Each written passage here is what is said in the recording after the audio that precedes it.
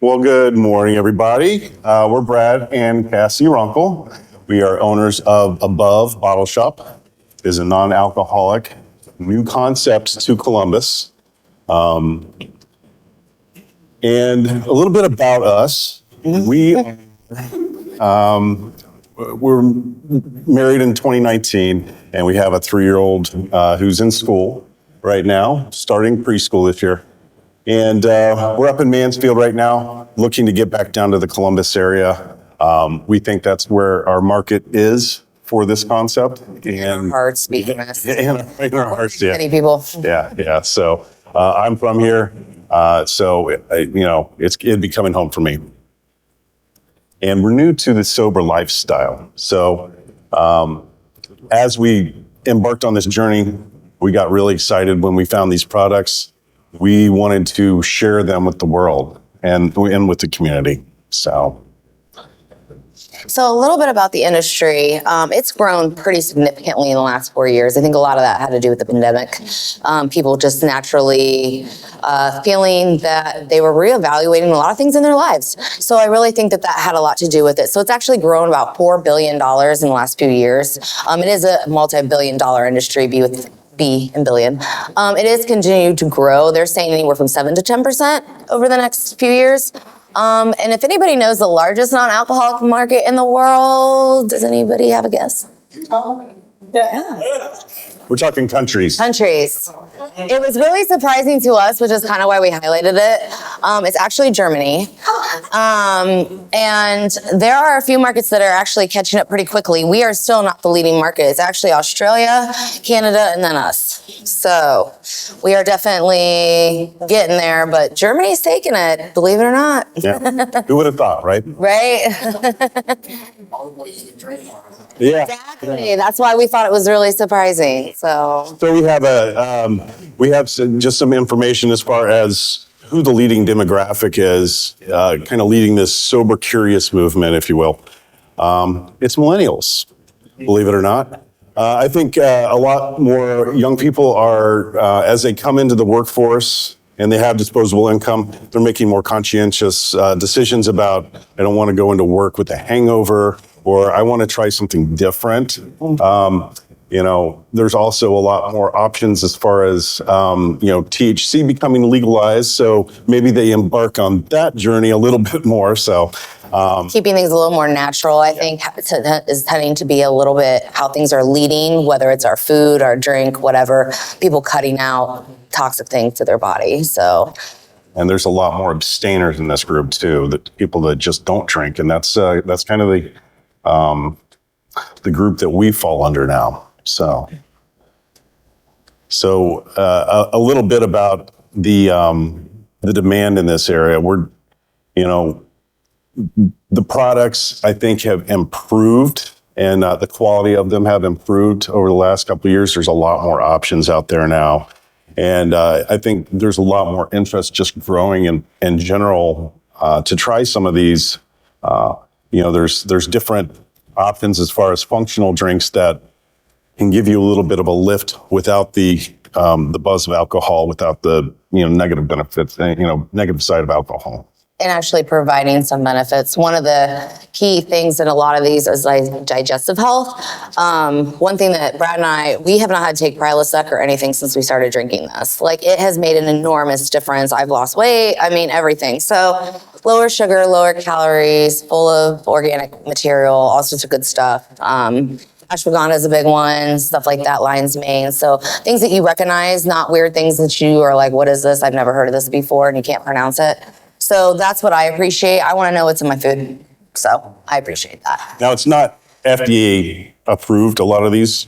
And I think because, a lot of the ingredients are used in Eastern medicine and have been around for hundreds of years. I think, we're comfortable with ingesting this, with, promoting this, and can really see the benefits even without the FDA approval.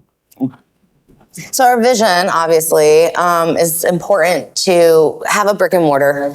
We are obviously looking in Columbus. As some of you know, we're looking around this area. We want to not just have a wide selection. I love that Brad wrote that, but we actually want to have the selection, the best selection in Ohio. I don't want to go just willy-nilly with this. Like, I want someone to know I can go to Columbus and get whatever I want. I don't need to drive to Pittsburgh, which would be the nearest biggest store. And obviously, product education is a huge, huge thing with this. We want to have a space enough to be able to educate and provide, questions we just can't answer. There's so much in this industry. Every company has their own niche, so we're kind of looking to expand there. We want to have the gathering space for our community, be able to talk openly about sobriety or struggling with sobriety, whatever it may be, whether it's a game night, social event, whatever. And then obviously we want to be able to book things like weddings, and we want to talk to different people in the community at different events, and doing the pop-up here, and just really understanding what the community wants from their own sober journey is really important as well. So speaking of community, we think that it's very important that we be kind of a bedrock to the community, the sober community, as well as the sober curious community, just to give them a place where they feel comfortable, where they can grow, learn more about the industry, and for their family and friends too. And make their own educated decisions on what's right for their body and what's right for what their taste profile is. I do want to just real quick, because we are at 6 minutes, just touch on the fact that some people have commented that our drinks could be triggering. I am not going to ignore that fact. I am an alcoholic, so I do not drink just because it's not healthy for me. It's not healthy for my marriage. There's a lot of reasons that I don't. It's not, for him, it was a little more, I want to support you and get healthy, so let's not drink. So for me, I could see, in the beginning, I couldn't even drink certain sparkling waters. It was a little triggering.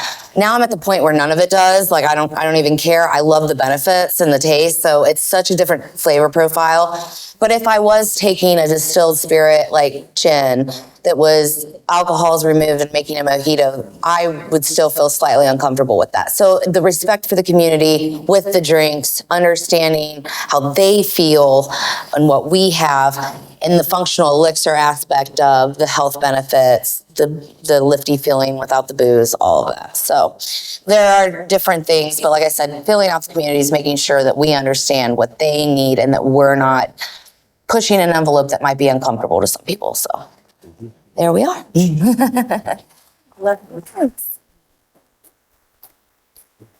We did bring drinks for you to try. Yeah, I think we're going to pass the mic. We passed the mic. You guys can eat one. Oh, And then okay. I'll put one over here. that makes sense. Yeah.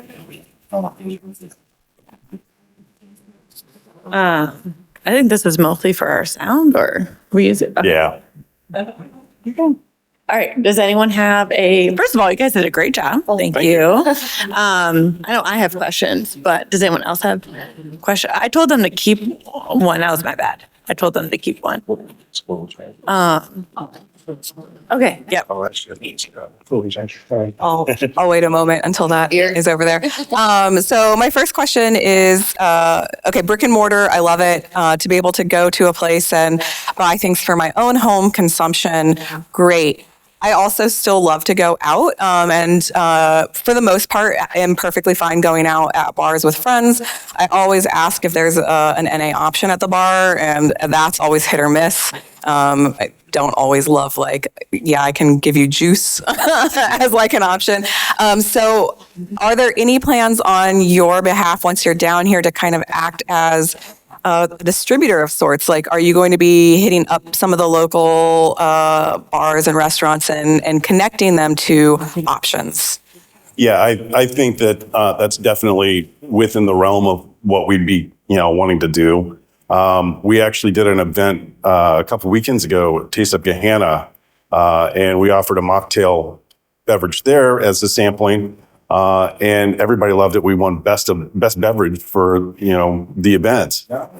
Beat out the wine and Yeah. everything. So and 101 Beer Kitchen, local to Columbus, approached us. They loved the idea. They wanted to improve their NA options and wanted to talk to us about being a distributor for them. So that kind of turned that light bulb on for us as saying, oh, maybe we could do that as well and expand in that arena. And we have talked about definitely, eventually, possibly if the space allows it, to provide a social setting, to provide mocktails or whatnot, more of a functional dry bar versus, like you said, juice and pop. So we want to get to that point, but initially it'll probably be more of a gathering space with actually having like sampling, education, stuff like that. But we have entertained the idea of, you want to go out and you want to feel comfortable, and maybe your friends have been drinking. You're like, oh, I want to stop in there and get something to drink because I don't want to, and you can walk around with yours. I think the distribution side is an excellent alternative revenue stream to pursue. Right. When space allows, just because, again, like servicing some of these places, they just might not be aware or like education or knowledge, and so you're kind of servicing as that as well. One is a very different distribution line that a lot of these products go through, as opposed to more traditional routes with alcohol. And Yes. But We had to search out distributors a little bit to kind of figure out who was the right niche, because some of them just don't carry a lot of options. yeah.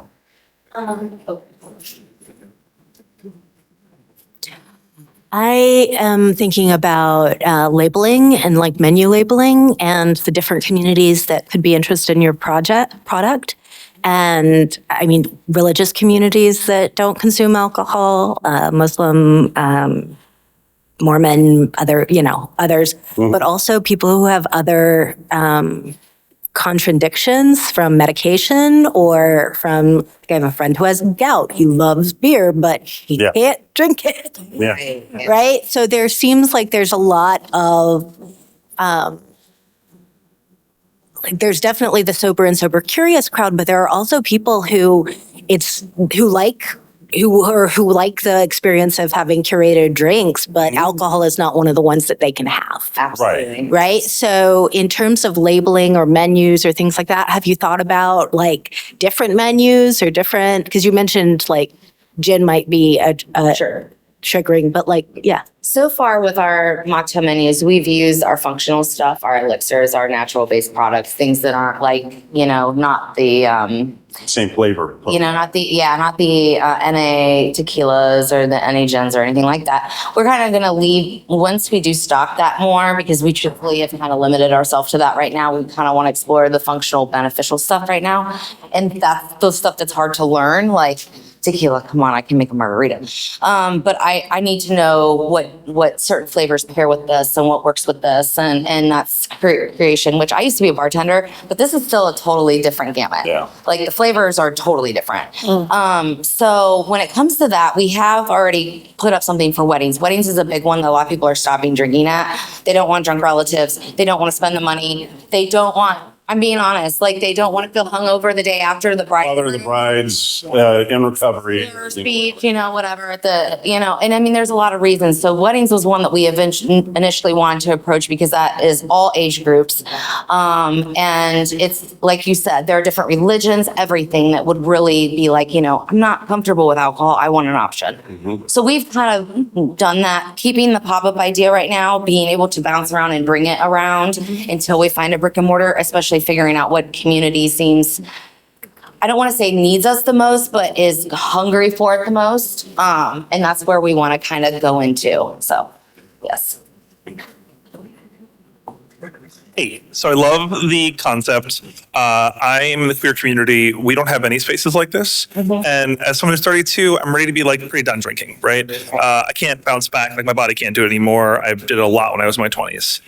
But I have a question about your business. Sure. Why are you going brick and mortar first? That is the most expensive, the most challenging, the most sunk cost. And it sounds like weddings, training bartenders, like when I'm hearing about your business, it sounds like it's actually very passion-based. So I'm wondering, why limit yourself to one physical location and all the sunk cost that goes with that? I think twofold. Transporting a lot of the product is a bit of a challenge. If we're to grow into, our goal of being the largest in the area, in the region, we want to be able to have a place to keep all our stock, right? But I think, the product is so new that we want to have a place where people can come and try it and be a destination for that. And especially since there are no others in the, Area. yeah, in central Ohio, there's nothing dedicated to NA space and functional beverages. We think it's going to be a destination for, outside, areas, smaller communities where nothing like this exists, but somebody really wants to try it. And as for now, the brick and mortar is the goal, but right now we are totally mobile. And we're trying to pick up on events and cater to that community. Oh yeah, absolutely. When it comes to, different communities, gay community, everybody, we want to get in with everybody. Like you said, there's the younger crowd, the older crowd, the people that can't, the religious that don't, the gay community that, we want to get to know. We want to see, what do you need? What do you want? What are you thirsty for? Literally. Like, what is, like you said, you're at that point, there's plenty of people at that point. I'm ready to transition. I don't want to drink as much anymore. I don't want to drink at all. There's so many different angles Being too. mobile helps Yeah, that, yeah. yeah. But like you said, the transportation, the shipping cost, the damage to products. Our first shipment, we had 3 boxes damaged, completely annihilated, and 1 stolen. So, someone stole an alcohol point. They were really disappointed when they got home. But, so that's just part of it. And that cost is, when you're talking $50, $70, $100 in shipping is detrimental when you can't even fit it all in your car. Take to that at this moment. I have a follow-up question to that, and then I know Jason has a question too. And yeah. So, one, is this a franchise? No. Okay, I wasn't sure. You said the closest was in Pittsburgh, and so I wasn't They're all independent. clear. Okay. Yeah. Okay. So what would be the difference between like renting a warehouse space that could store your stuff versus having a brick and mortar? And also the timeline of your brick and mortar, because it seems like there are places like this, like there are plenty of spaces or even bars or event spaces that would bring you in already to be that. So It's just, I think right now, being outside of the Columbus area and transitioning back into the Columbus area, Radar app would be great with bringing people around to kind of find out about and network with some of those, because truthfully, we're struggling finding those spaces. Like, this was beautiful to land into the space because we were like, we are, or it's also getting past like the fun outside socially times where people are going to all these festivals. It's gonna get colder, so we're kind of like, okay, we need to transition. Plus, we have Dry January coming up, which a lot of people like to go to the gym. They also quit drinking. So we're kind of like, okay, we want to be a little more established with our feet in the ground, whether it is just running this pop-up or in a brick and mortar, come Dry January especially, to be able to push that. From a sales standpoint, obviously we want to make a profit.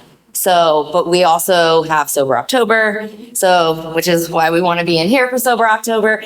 So, just being fluid and having a warehouse. We actually entertain the idea of a storage unit, like a controlled climate storage unit.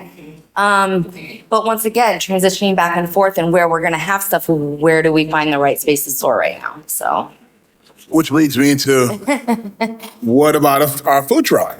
Food truck. Yeah, right, because it puts you in different communities. Yeah. Food truck. Okay. Our food truck, a food, Yeah.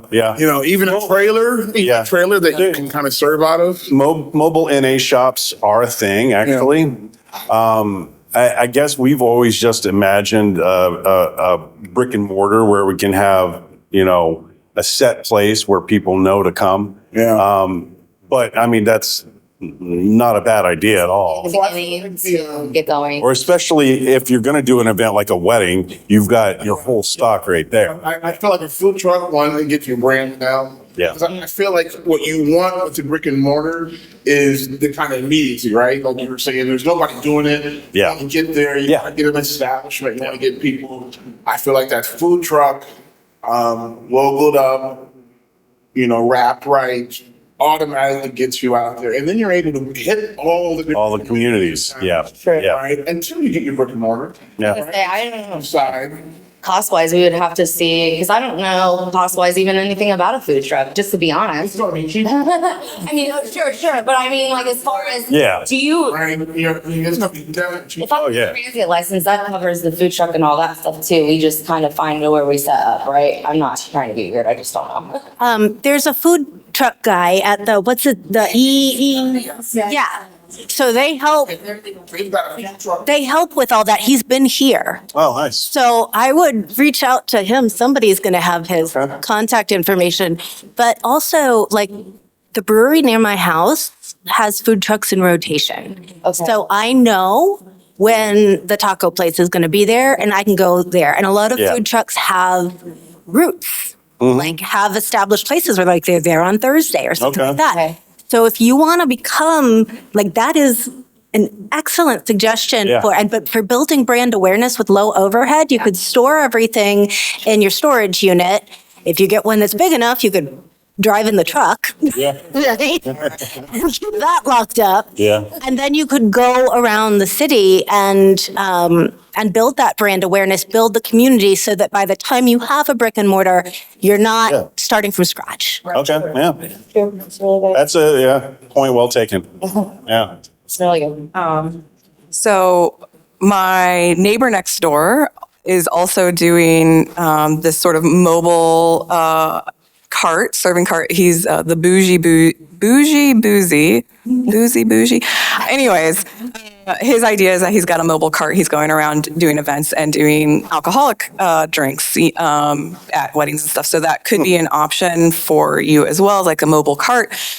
But I want to try and kind of distill for a moment what I'm hearing your desire is from the presentation and from this conversation, and also what other people are suggesting, and maybe trying to understand. So and please correct me if I'm wrong, if what I'm understanding about brick and mortar is also appealing to you is that you are creating a sense and a place of community. People who are in their process of journeying through sober, curious lifestyles have a safe place to go to, attend, ask their questions, Yeah. not feel weird about asking those questions. So I think I understand that, and I get it, and I respect it, and I also see a need for that. But I think that based off of what everybody else is also saying about costs, you're kind of at like a crossroads where you'll need to decide, do you also want to become community and event organizers? Because that sounds like that's going to be part of your job if you do a brick and mortar, and you want to make it successful by bringing people in and raising money by doing events there. That is like something that you will have to put your focus and energy into, is that community event and organizing, not just being owners of a shop. Yeah.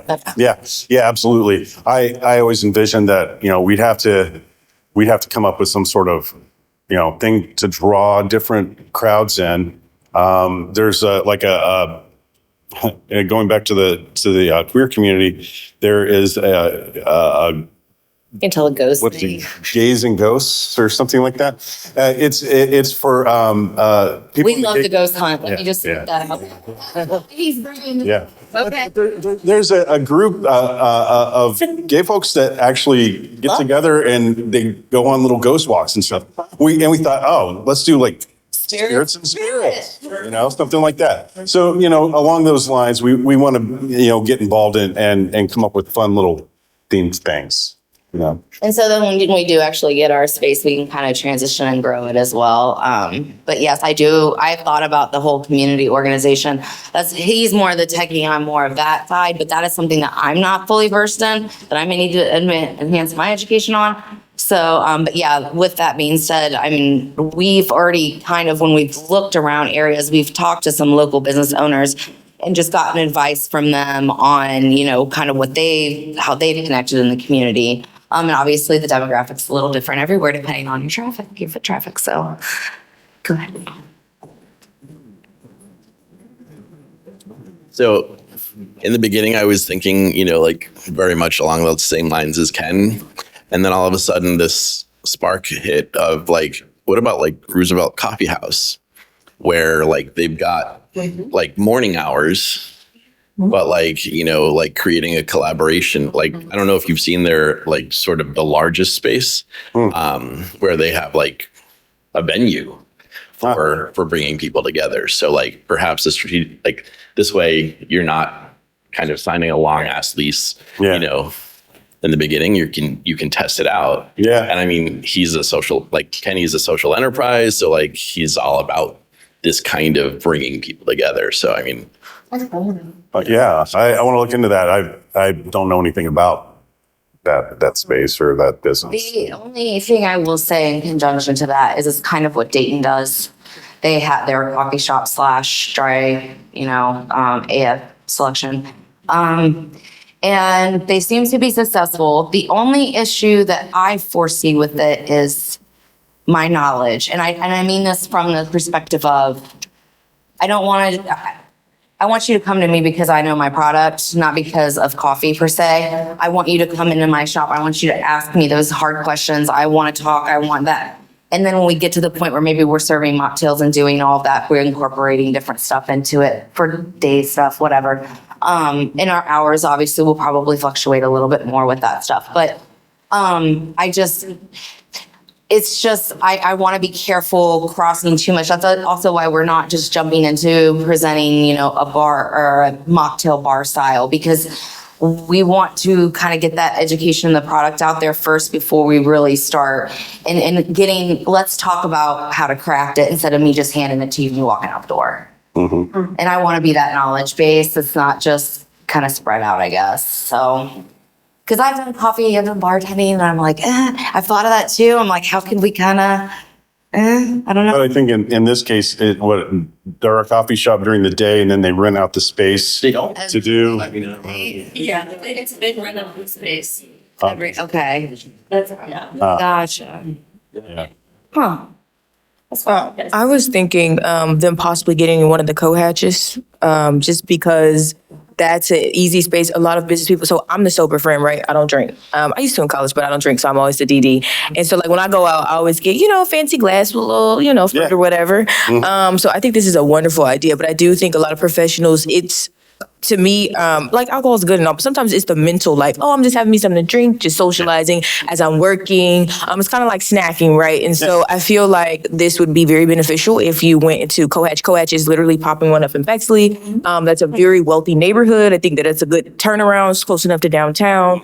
There's one on Main Street. I mean, even if you did the one on campus, because again, there are a lot of people, fitness enthusiasts even when you get, I think, when you guys, if you go market during the Arnold, it'll be a very beneficial for you guys to be prepared for the Arnold. Yeah, well, and that's the thing. A lot of these are low calorie, you know, all natural sugars, organic, vegan, gluten free. So, I mean, yeah, there's a lot of health benefits to them, and they're low, you know, and you know, like. But yeah, we've talked about that too, like the fitness aspect, because like I said, I've lost like 15 pounds since I quit drinking and started drinking these.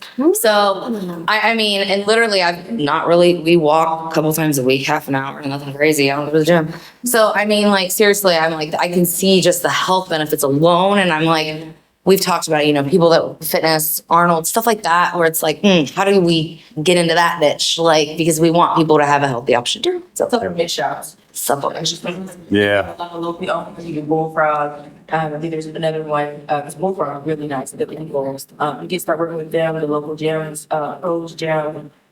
I think that will work for you very quickly. Yeah. Awesome. Yeah.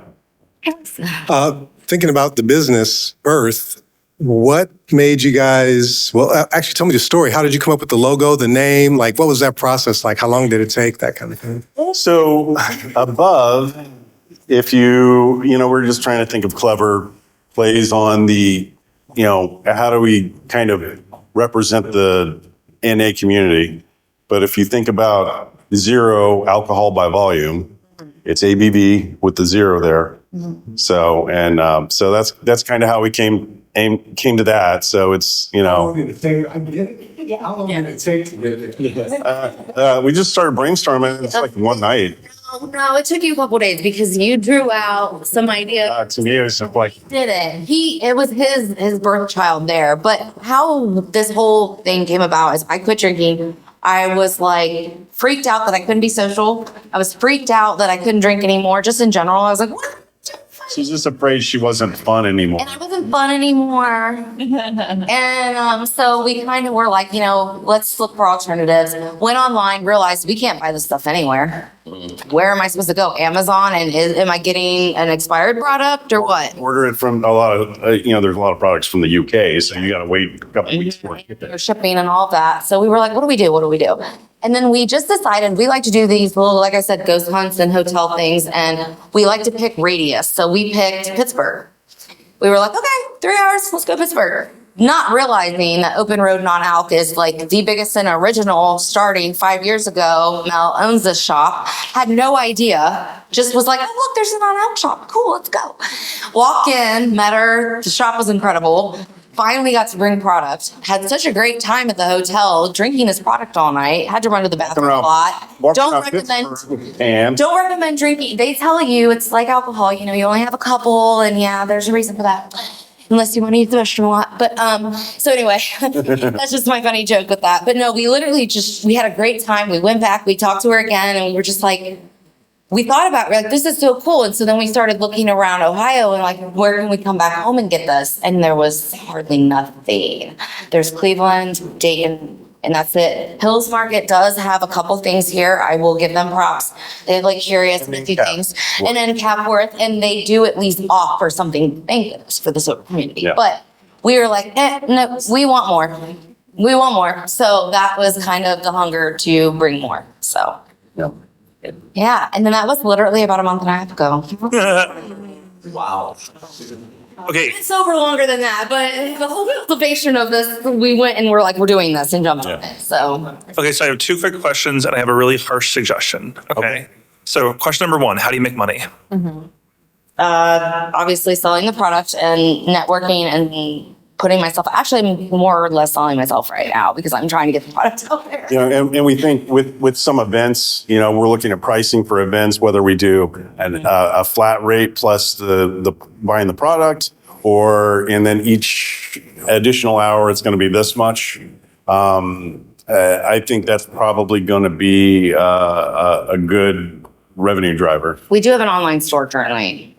Good. And we actually offer shipping now, and we will do delivery in To the Columbus area, yes. Even though we're an hour away, we're willing to come down and Yeah, especially if we got multiple, deliveries. why not? So second question is, are you familiar with the concept of an MVP? Have you heard of this before? So I've heard of it. So MVP is a minimum viable product. And the problem with what I'm hearing you do is you're trying to jump to level 14. You've heard every single one of us have made some kind of subtle, soft suggestion to not make a physical space. It might be your dream, but it sounds like you're trying to start on level 14 instead of start at level 1. It sounds like you have amazing ideas for weddings, like collaborating with real bars, like doing their non-alcoholic process. Sounds like all of those are revenue drivers and like good business ideas that are low cost, high opportunity, like high yield, but you're trying to do a huge sunk cost, big, massive, enormous risk. And like, I think as you hear from the audience, people are suggesting maybe you don't start there. So my suggestion is think about this as a business. You're obviously evangelist. You're very excited about the like mission and the vision, right?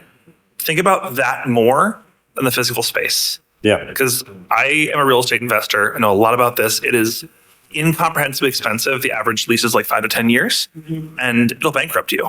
And you'll lose yourself in like the obsession with this physical space more than like what you're actually doing this for. So that's my harsh suggestion is take today and think about what everyone asked you and think if we really need a physical space to do this. Okay.